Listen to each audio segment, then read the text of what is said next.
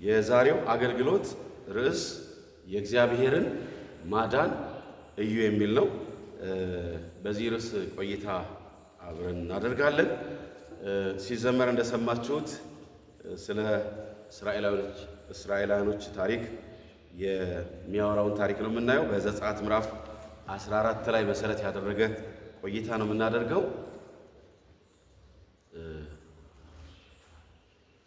እሺ እንግዲህ ጥቅሱን ለማንበብ ጊዜ መቆጠብ ስለሚኖርብኝ ቀጥታ ወደ መልእክቱ ነው የሚሄደው። ፈርዖን እስራኤልን በለቀቀ ጊዜ ምንም እንኳን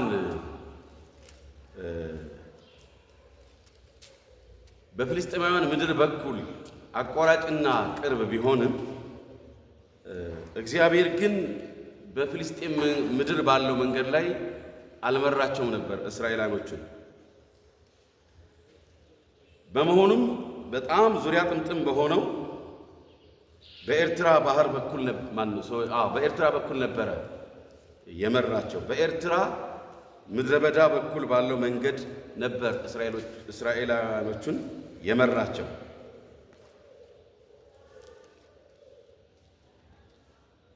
በዘጸአት 13 ቁጥር 17 ላይ ለምን በአቋራጭና በቅርቡ መንገድ ሊመራቸው እንዳልፈለገና በምድረ በዳው በኩል በዙሪያ ጥምጥም በቀይ ባህር በኩል እንዲሄዱ የመራበትን ምክንያት ሲጠቅስ እንደዚህ ይላል። ጦርነት ቢያጋጥማቸው ሐሳባቸውን ለውጠው ወደ ግብፅ ይመለሱ ይሆናልና። ስለዚህ በቅርቡ በኩል ያልመራበት ትልቁና ዋነኛው ምክንያት ፍልስጤማውያኖች በጦርነት እንደሚገጥሟቸውና በተለይ ደግሞ እስራኤላውያኖች ለግብፅ ባሮች ስለነበሩ ከጌቶቻቸው ያመለጡ ባሪያዎች እንደሆኑ በማሰብ ጦርነት ለመክፈታቸው ምንም ጥርጥር ስለሌለው እንዲህ ያለውን ደግሞ ሰልፈኛና ጦረኛ የሆነውን ሕዝብ ለመመከት በቂ ዝግጅት ስላልነበራቸው የእስራኤል ልጆች ፍልስጤማውያን ጦርነት ቢከፍቱ ከቅርብ ስላሉ ወደ ግብፅ ለመመለስ ከአንዳንድ ምንም የሚይዛቸው ነገር አይኖርም። ወደ ኋላ ለመመለስ ማለትም ወደፊት ለመገስገስ ምንም አይነት ወኔም አይኖራቸውም። አንደኛ ከባርነት የመጡ ናቸው። የጦር ስልትም ልምድም የላቸውም። ስለዚህ ይህንን ስለሚያውቅ እግዚአብሔር በኤርትራ ባህር በኩል ሕዝቦቹን እንደመራና ይህንን መንገድ እንደመረጠላቸው እናያለን። በምዕራፍ 14 ዘጸአት ቁጥር 18 ላይ ቅድም እንዳልኩት በኤርትራ መንገድ ሕዝቦቹን መራቸው። ያም ደግሞ መንገድ ምድረ በዳ ነበረ። የሚመች አይደለም። ምድረ በዳ በጣም ከባድ የሆነ ስፍራ ነው። ሐሩሩ የሚያዝለፈልፍ ነው። ጥሙ ጉሮሮን የሚያደርቅ ነው። ረሃቡም ደግሞ ከባድ ነው። ለጉዞም በጣም የሚመች አይደለም። ማንም ቢሆን ምድረ በዳን ምርጫ የሚያደርግ ሰው የለም።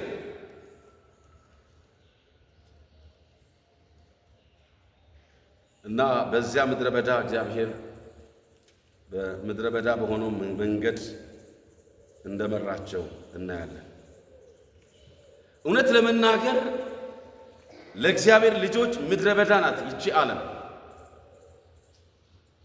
የምታሳድድ፣ የምትገድል፣ ፍትህን የምትቀማ፣ የምታስርብ፣ የምታስጠማ ክፉ ምድር ነች። ዓለም እምነትህን፣ ተስፋህን፣ አገልግሎትህን፣ ጸሎትን፣ ሕይወትን ባዶ የምታስቀር ነፃነት የማትሰጥ ምድረ በዳ ነች። ሌላው ቀርቶ እንኳን ይቺ ዓለም የምንኖርባት ያላትን እንኳን ለመስጠት ንፉግ ነች ወይም ንፉግ ናት። ንግድን ብትከፍቱ የተለያየ ንግድ አይዲያዎችን መሰረት አድርጋችሁ ንግድን ብትከፍቱ ወይ በቅዳሜ ቀን ምክንያት ወይ በቤት ኪራይ ምክንያት አሊያም በተለያዩ ምክንያቶች ከስራችሁ በባዶ እጃችሁ እያጨበጨባችሁ ትመለሳላችሁ። የሆነ ሆኖ ግን ምድረ በዳ የእግዚአብሔር ትምህርት ቤት ነው፣ ልጆቹን እግዚአብሔር የሚሰራበት። ስለዚህ ነው በዛ ምድረ በዳ ስፍራ የመራቸው። መጥምቁ ዮሐንስን ላስታውሳችሁ እወዳለሁ። በማርቆስ ምዕራፍ 1 ቁጥር 3 ላይ የጌታን ድምፅ የጌታን መንገድ አዘጋጁ ጥርጊያውንም አስተካክሉ እያለ በምድረ በዳ የሚጮህ ድምፅ ይላል። የምድረ በዳው ጯሂ ሰው ለክርስቶስ መንገድ ጠራጊ የነበረው ሰው ከሰው ተለይቶ ከከተማ ተለይቶ በምድረ በዳ የኖረ ያደገ ለታላቁ ተልኮ ራሱን ያዘጋጀ ለክርስቶስ መንገድ ጠራጊነት ራሱን ያዘጋጀ እግዚአብሔር በምድረ በዳ የሰራው መልእክተኛ ነበረ። ዝናለሁ ይሄ ስልክ አስቸገረኝ። ደቂቃው በትንሽ ስለሆነ ይዘጋው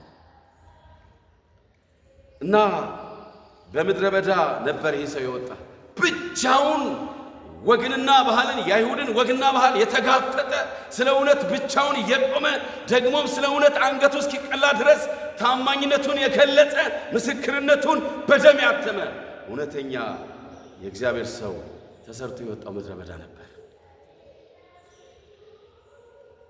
ወደ ሙሴ ታሪክም በወስዳችሁ ወደ ምድረ በዳ ዳርቻ በጎቹን ነዳ፣ ወደ እግዚአብሔርም ተራራ ወደ ኮሬብ መጣ። ዘጸአት ምዕራፍ 3 ቁጥር 1 ላይ ሙሴም ለ40 ዓመት እግዚአብሔር በምድረ በዳ ነበር ለታላቁ ተልኮ ነፃ የማውጣት ሥራን ለመስራት ቀድሞ 40 ዓመት ነበር በምድረ በዳ እግዚአብሔር የሰራውና የቀረጸው። በዚያ ምድረ በዳ ሙሴ ሕዝቡን እንዲበራ በምድረ በዳ ሲያሰለጥነው ሳለ ዘጸአት ምዕራፍ 4 ቁጥር 2 መሰረት ያደረገ የትንቢት መንፈስ ያብራራ የሃይማኖት አባቶች ነቢያትና የሃይማኖት አባቶች ገጽ 315 ላይ እንደዚህ ይላል። በዚያ ምድረ በዳ ሙሴ የተማረው በምድረ በዳ ትምህርት ቤት ሙሴ የተቀረጸበት ትምህርት ይሄ ነበር፣ ወይም የተሰራበት ትምህርት ይሄ ነበር። ራስን መካድ፣ ትዕግስተኛ መሆን፣ ስሜትን መቆጣጠር፣ ትህትናን መላበስ፣ ለእግዚአብሔር መታዘዝ እግዚአብሔር በዚያ ምድረ በዳ አስተማረ። እንዴት ይገርማል! በዚያ ምድረ በዳ ሙሴ የተማረው ትምህርት ራስን መካድ ነው።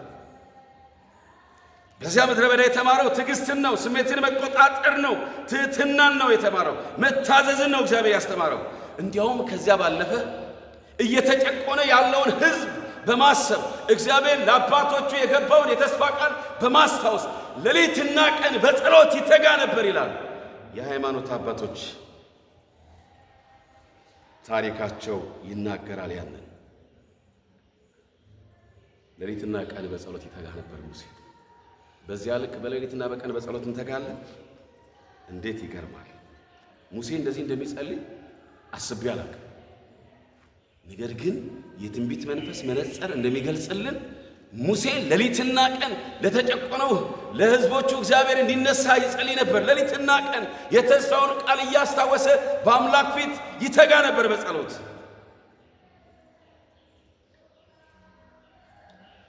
በዚያ ምድረ በዳ እግዚአብሔር ሌላም ስልጠና ለሙሴ ሰጥቶታል። ዘጸአት በእጁ ላይ ባለች በትር በዚያ ምድረ በዳ በእሳት ቁጥቋጦ ሲገለጥለት በትርህን ጣል አለው። በትሯን ሲጥላት እባብ ሆነች። በትሯን ምን አድርጋት አለው? አንሳት አለው። በትር ሆነች። ከዛ ደግሞ ላከው። አይ አያምኑኝም ብሎ ተናገረ። ከዛ በኋላ ግን እግዚአብሔር እንደዚህ አለው፣ ምን አድርግ አለው? እጅህን ወደ ብብትህ ምን አድርግ አስገባ አለው። እጁን ወደ ብብቱ አስገብቶ ሲያወጣ ምን ሆነች? ነጣች። እንደገና መልሳት አለው። መለሰ። ወደ ቀድሞው ገላው ተመለሰች።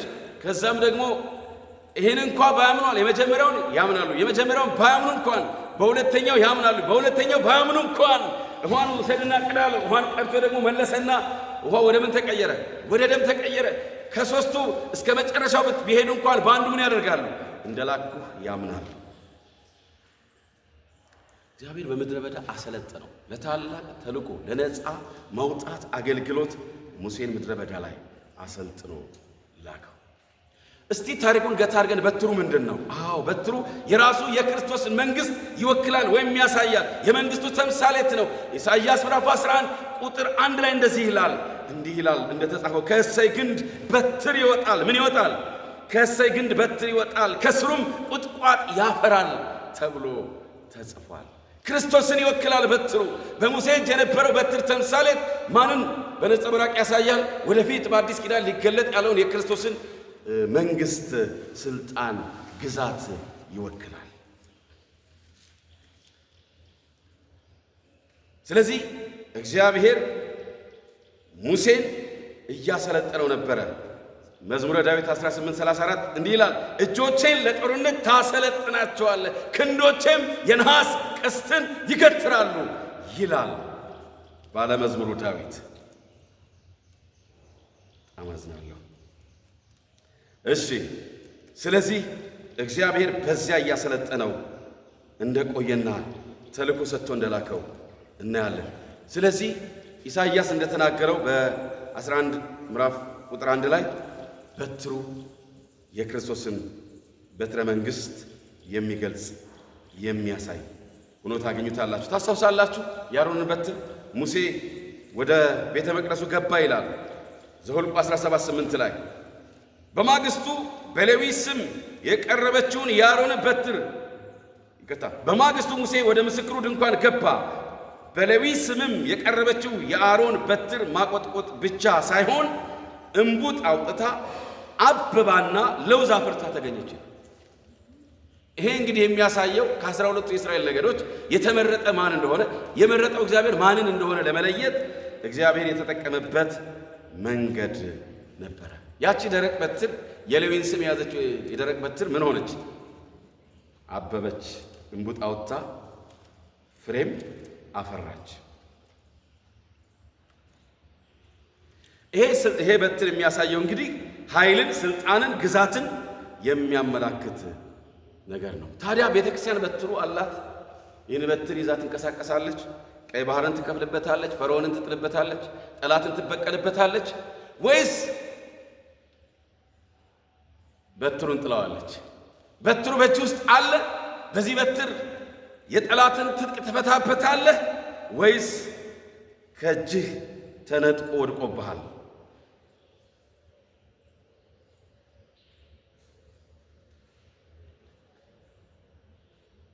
ወደ ታሪኩ ልመልሳችሁና ሕዝቡ በምድረ በዳ ሊያመልክ በተጠየቀው መሰረት፣ ፈርዖን በተጠየቀው መሰረት ሕዝቡ ወጥቷል። ነገር ግን አንድ ነገር ናኘ። እጅግ በጣም ወሬው ዘመተ፣ ተናፈሰ። በግብፅ ምድር ኃይለኛ ሽብር ተፈጠረ። ምክንያቱም እስራኤል ለ3 ቀን ሄዶ ከማምለክ ይልቅ በቅርቡ መንገድ ከመሄድ ይልቅ ወደ ኤርትራ ባህር በሚወስደው የምድረ በዳ መንገዱ በፈርዖን አማካሪዎች አማካይነት ወሬው ናኘ። በእርግጥ እጅግ ተናፈሰ ይሄ ወሬ። እንዲሁም የፈርዖን አማካሪዎች እስራኤልን መልቀቃችን ምን ነክቶን ነው? ምን ሆነን ነው እስራኤልን የለቀቅ ነው? አገልግሎታችንን አጣናሉ።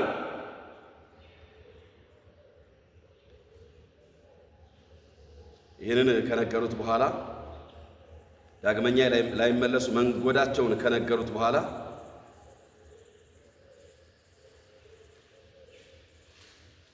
እንደዚህ አሉ። እነዚህ የግብፅ አማካሪዎችና አዋቂዎች ከፍርሃት ሲወጡ፣ ከአስሩ መቅሰፍት ማግስት ከፍርሃት ሲወጡ እንዲህ ማለት ጀመሩ። የመቅሰፍቶቹ መንስኤ የተፈጥሮ ኃይል እንጂ የእግዚአብሔር ምን አይደለም፣ ቁጣ አይደለም። የእግዚአብሔር መቅሰፍትም አይደለም። የበኩር ልጆቻችን ያጣነው በተፈጥሮ ኃይል ነው። የሰው ልጅ ሞትን ይዞ ነው የሚኖር። ስለዚህ ነው የሞቱት እንጂ እግዚአብሔር ቀስፏቸው አይደለም፣ የእግዚአብሔር ኃይል አይደለም ብለው መካር ጀመሩ። በመሆኑም ጠንካራን ተቃውሞ አሰሙ። በጣም ይገርም እኮ ነው። ዓለምም እኮ ዛሬ እንደዛ ነው እያለች የግብፅን ፈለግ ነው እየተከተለች ያለችውና እንደዚህ ይላል የዓለም መልእክት እንደዚህ ይላል።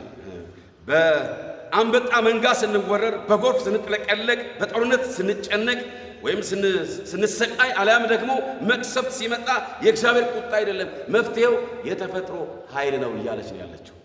ከመመለስ ይልቅ በንስሐ ከመታደስ ይልቅ እግዚአብሔርን ከመፍራት ይልቅ በአመፃቸው ለመቀጠል ምክንያት ነው የሚደረድሩት። ውሃ ወደ ደም የሚቀየረው ወይም ደግሞ መቅሰፍት የሚመጣው አልያም ደግሞ ወረርሽኝ የሚመጣው በቃ በሆነ ጊዜ ምን የሚለው የሚከሰት ተፈጥሯዊ ክስተት ነው እንጂ መለኮታዊ ኃይልና ቁጣ አይደለም በሚል ማስተባበያ ያቀርባሉ። ግብጾች ምን ነበር ያደረጉት ከፍርሃታቸው ከወጡ በኋላ? ስለዚህ ፈርዖን ምን አደረገ? 600 ምርጥ ሰረገሎችን፣ ምርጥ ፈረሰኞችን፣ ምርጥ የእግረኛ ጦረኞችን ሰብስቦ ያንን ጦረኛ ራሱ በመምራት ከግብፅ ወጣ። እንዲያውም የመለኮት ኃይልና እገዛ ከነሱ ጋር እንዲሆን ካህናት እንዲያጅቧቸው አድርጎ ነበር ፈርዖን።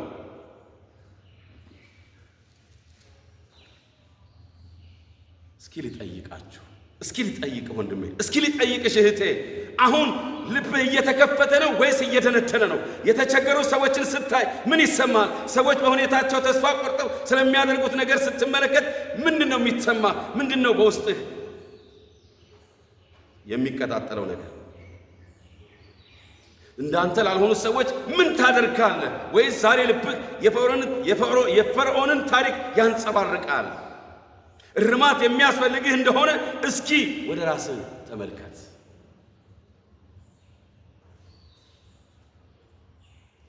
ልብህን ለማለስለስ፣ ርህራሄን ለመገንባት፣ የሌሎችን ተሞክሮ ለማዳመጥ፣ በተቻለ መጠን የርህራሄ ምላሽ ለመስጠት እድሉ በእጅሃል። ወደ ታሪኩ ልመልሳችሁ። ዕብራውያኖች ከባህሩ ጎን ሰፍረው ከረጅሙ ጉዞ የተነሳ ደክመው ለማረፍ ሁሉም በየስፍራው በየምድቡ ተቀምጠው ነበር። ጉዟቸው ተገቶ ጊዜው መሽቶ ማረፍ ፈልገው ተደላድለው ተቀምጠው ነበር። ከፊታቸው የተደቀነው ቀይ ባህር ሊታለፍ የሚሞከርም አይደል፣ የሚታሰብ አይደለም። በስተደቡብ በኩል ያለው ባለ በኩል ደግሞ የተራራው ሰንሰለት እጅግ የተገጣጠመ ነበር። ለማምለጥም ሆነ ለመሮጥ ምንም ምቹና እድሉ አልነበረም። ሲጀመርም ያንን ሰራዊት ከ600,000 በላይ የሆኑ ህዝቦችን በቀላል ለመምራትና ለማንቀሳቀስ የሚታሰብም አይደለም።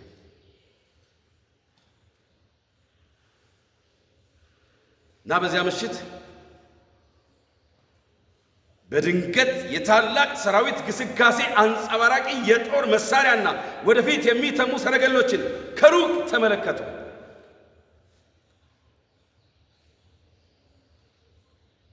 እናም እየቀረቡ ሲመጡ የግብፅ ሰራዊት ከነሙሉ ትጥቁ ታየ።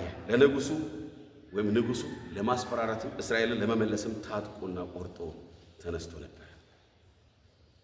ይህንን በተመለከቱ ጊዜ የእስራኤል ህዝቦች እንደዚህ አሉ። የተሰማቸው ስሜት ምን ይመስላችኋል? እስኪ እናንተ በቤተክርስቲያን መሪዎቻችሁ እየተመራችሁ እየሄዳችሁ አጣብቂ ውስጥ ወስደው እንደከተቷችሁ ቢሰማችሁ ክህደት እንደተደረገባችሁ ነው የምትቆጥሩት ወይም ደግሞ የሚሰማችሁ? ምን ልትሉ እንደምትሉ ራሳችሁን ልባችሁን መዝኑት።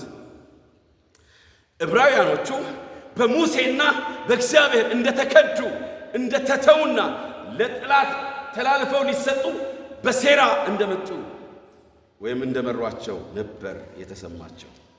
እግዚአብሔር ከእንደዚህ አይነት ገልበጥባጣ ትውልድና አመለካከት ያውጣል።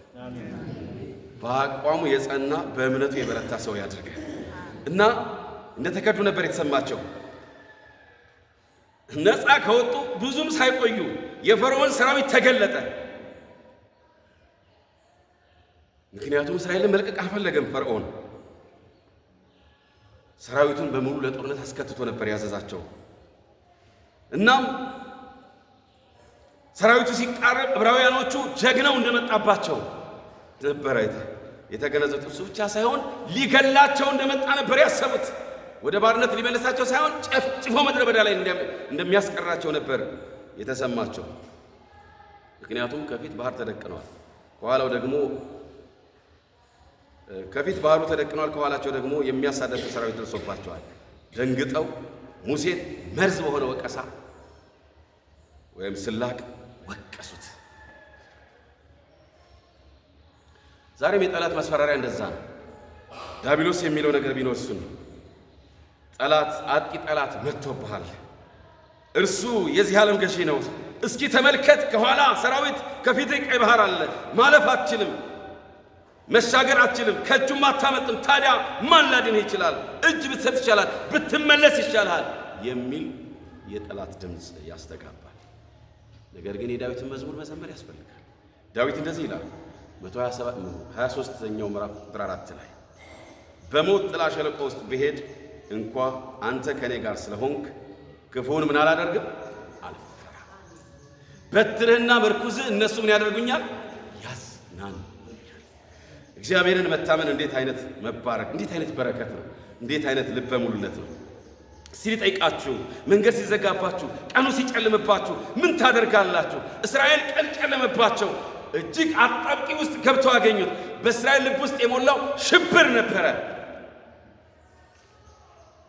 አንዳንዶቹ ወደ ጌታ ጮኹ፣ አድነን ብለው ጮኹ። ሌሎቹ ወደ ሙሴ ሄደው እንዲህ አሉት። በጣም የሚገርም ነው። በምድረ በዳ እንድንሞት ያመጣህን በግብፅ የመቃብር ቦታ ጠፍቶ ነውን? ስላቃቸውን አነሱ። በእርግጥ ምድረ በዳ ያመጣህን እንደው መቀበሪያ ስፍራ ለእኛ በግብፅ ጠፍቶ ነውን? እንደው በዚያ ሳለን አልነገርንምን? ተወን፣ ግብፃውያንን እናገልግል አላልንህምን? እስኪ አምተህ ምንድን ነው ያደረክልን? በሚል ወቀሳ፣ መርዝ በሆነ ወቀሳ ይሳለቁበት ነበር። በምድረ በዳ ከምንሞት በግብፅ ምን ብንል ብናገለግል ይሻለን ነበር አሉት። ሙሴ ግን ምንም ሳይመስለው እነዚህ ወቀሳቸውን ከተቀበለ በኋላ በጣም የሚገርም ነው። ዘጸአት ምዕራፍ 14 ቁጥር 13 ላይ ምንም ፍርሃት አልተሰማውም። ሙሴ ቅሬታቸውን ከተቀበለ በኋላ አበረታታቸው እንዲህ ሲል፣ አትፍሩ፣ ዛሬ የምታዩአቸውን ግብፃውያኖችን ለዘላለም ምን አትሏቸውም፣ አታዩአቸውም። ሙሴ ጠላትን የማይፈራ ልበ ሙሉና ጻድቅ የሆነ ሰው ነበረ። በምሳሌ 28 ቁጥር 1 ላይ ተብሎ እንደተጻፈ እንዲህ ተብሎ፣ ጻድቅ ግን እንደ አንበሳ ልበ ሙሉ ነው ይላል። ሙሴ ጻድቅ ብቻ ሳይሆን ልበ ሙሉ፣ የጠላትን ትጥቅ አይቶ ትጥቁ የማይፈታ የማይፈራ የእምነት ጀግና ነበረ ሙሴ።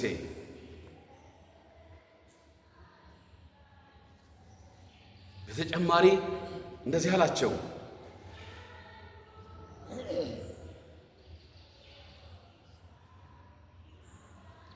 እስራኤሎችን ቁሙ አላቸው። ቁሙ፣ ዛሬ ለእናንተ የሚያደርጋትን የእግዚአብሔርን ማዳን እዩ። እግዚአብሔር ስለ እናንተ ይዋጋል። እናንተ ያለባችሁ መታገስ ብቻ ነው። ዝም ማለት ብቻ ነው የሚጠበቅባችሁ። የሚዋጋው ማን ነው? እግዚአብሔር ነው ስለ እናንተ የሚዋጋው።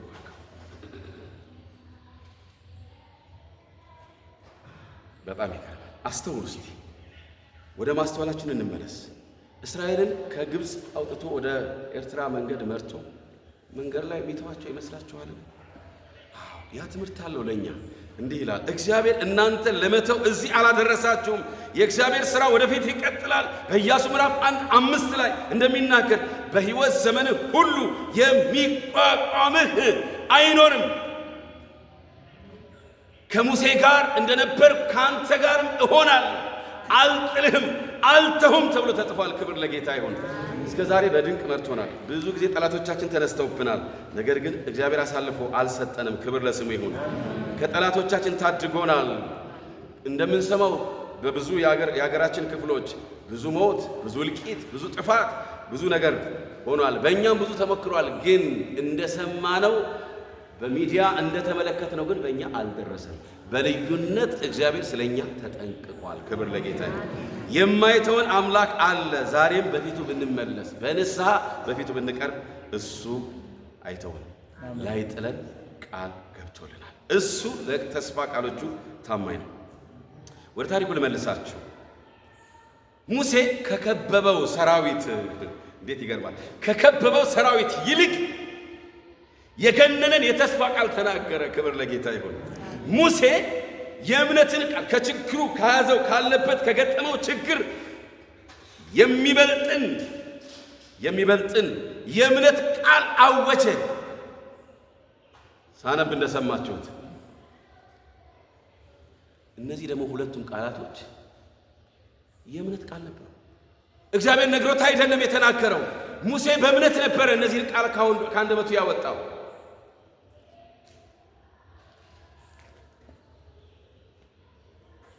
ምክንያቱም ሙሴ እስከዚህ ጊዜ ድረስ እግዚአብሔር ምን እያሰበ እንደሆነ አላወቀም ነበር። ዛሬም እኮ ቅዱሳኖች አሉ፣ ታማኞች አሉ፣ ልክ እንደ ሙሴ በእምነት ተግባራቸውን የሚፈጽሙ የቅዱሳን ተስፋና እምነታቸው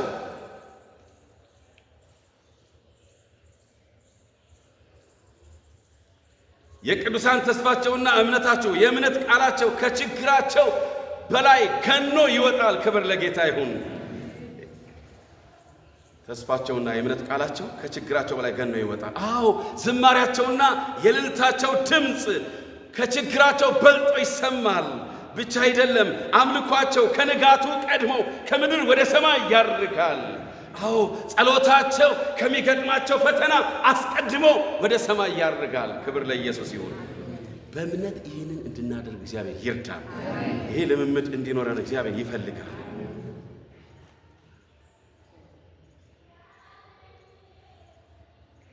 ኢየሱስ ምንድን ነበር ያለው? ወደ ፈተና እንዳትገቡ ትጉና ምን አድርጉ። ስለዚህ ጸሎታችን ከምን መቅደም አለበት? ከፈተናው ከመከራው ቀድሞ ጸሎታችን ማድረግ አለበት። ምስጋናችን አምልኳችን ከንጋቱ ቀድሞ ወደ ሰማይ መድረስ አለበት። እናም በዚያ አጣብቂኝ ጊዜ ውስጥ ነበረ እግዚአብሔር በሌሊት በእሳት አምድ በቀን ደግሞ በደመና አምድ ይመራቸው ስለነበር የእሳቱ አምድ ከእስራኤል ፊት ተነሳ። ይመራቸው የነበረው መልአክ አሁን ከኋላቸው ዞረ። በግብፃውያን ሰራዊትና በእስራኤል ሰራዊት መካከል ያነ የእሳት አምድ ገባ። ደመናው በግብፃውያን ሰራዊት ፊት ለፊት ሆነ። እሳቱ ከዛ ቀጠለ። የእሳቱ ብርሃን ለእስራኤል የሚያበራ ሆነ። እንደገና ደግሞ ለግብፃውያን ጨለማ ሆነ። ደመናውን አልፎ ሰረገላው ሲገባ እሳቱን ማን ይቋቋመው? እግዚአብሔር ሲፈልግ በእሳት ይዋጋል፣ ሲፈልግ በበረዶ ይዋጋል፣ ሲፈልግ በተፈጥሮ ይዋጋል፣ ሲፈልግ በውሃ ይዋጋል። እሱን ምን ይሳነዋል? በወደደው መንገድ ይሰራል።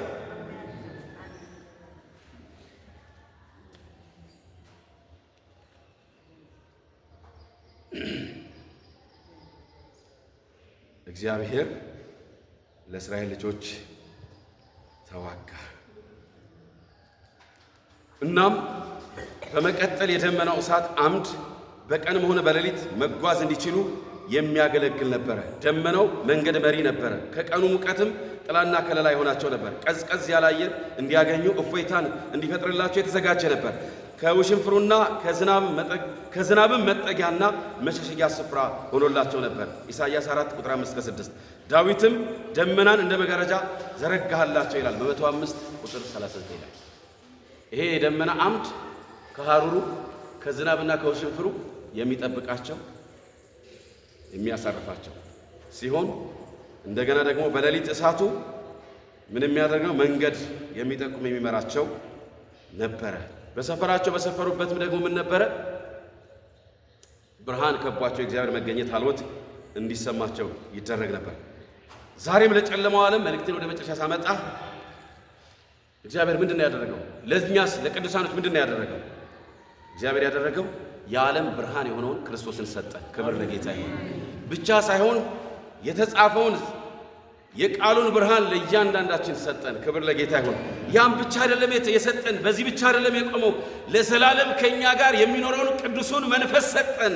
ብቻ አይደለም የሚጠብቁንን እግሮቻችን ከመሰናክል የሚታደጉትን መላእክቶችን ሰጠን። ክብር ለጌታ ይሁን። ስለዚህ ብቻችን አይደለንም። ምድረ በዳ በሆነው መንገድ ወደ ጽዮን በምናደርገው ግስጋሴ ብቻችን አይደለንም። ይህን ታሪክ አንድ ጥያቄ አንስቼ ልጨርስ። ስለ ዘጸአት ታሪኮች አንድ ጥያቄ አንስቼ ስጨርስ፣ በመጀመሪያ ይህ ታሪክ ስለ እግዚአብሔር ምን ይለናል? ምን ይነግረናል? ከሰልፈኞች ያድናል፣ ከሲኦል ከሞት ይታደጋል፣ ከባርነት ነፃ ያወጣል። እግዚአብሔር ነፃ መውጣታችንን ይፈልጋል። አዎ ደግሞም እግዚአብሔር ስለኛ ይዋጋል። የሚዋጋው ደግሞ ለኛና ለተጎዱት ሁሉ ነው። ክብር ለጌታ ይሁን። በሕይወታችን ውስጥ የተያዘ ነገር እንዳለ ሲሰማን፣ ስራ ማጣት ቢሆን፣ በቤተሰብ ውስጥ መጋጨት፣ እንደገና ደግሞ ሰላም ማጣት፣ አልፎ ተርፎ ደግሞ ትክክለኛ የሆነ ያልተሳሳተ ምርጫና ውሳኔ አድርገን ያ አመርቂ ውጤት ማጣት፣ እነዚህ የመሳሰሉ ነገሮች፣ ወረርሽኝ፣ ህመም፣ የተለያዩ ችግሮች ሲገጥሙን ከምንም ቢሆን መንገድ በሌለበት መንገድ እግዚአብሔር ያዘጋጃል። ክብር ለጌታ ይሁን። ይህንን ነው የእግዚአብሔርን ማንነት የሚያሳየው ይሄ ታሪክ። ስለዚህ በእግዚአብሔር ማዳን ሁሌ ተማምነን እንደ ሙሴ በእምነት ቃል እየተናገርን እባብና ጊንጡን ረግጠን እናልፍ ዘንድ ፈርዖንን አሸንፈን ደንዳናውን ልባችን አለስልሰን ለእግዚአብሔር ታዘንና ተገዝተን እንኖር ዘንድ አምላክ በጸጋው ይርዳል። እግዚአብሔር ይባርካችሁ።